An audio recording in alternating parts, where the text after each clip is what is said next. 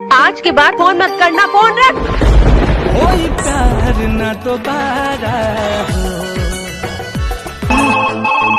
Hello, के बोला था? हम तो बबली हम तो बबली बोला तानी तो हम बड़ा खोजतानी गरीब पलाने रानी खेल के आवतानी रे लिखा के। बम्बई शहर का छटा हुआ गुंडा कहा है तुझे इस अखबार ने? गलत छापा है, गुंडा नहीं।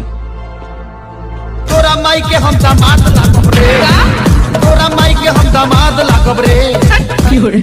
अरे चैत में कैसे झुराई जात बाड़ू ए भौजी?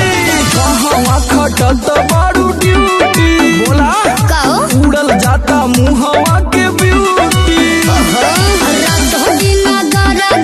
रोज सपना में आवा तारू रात से, छुअल चाहिता छुअल चाहिता निकल जालू हाथ से।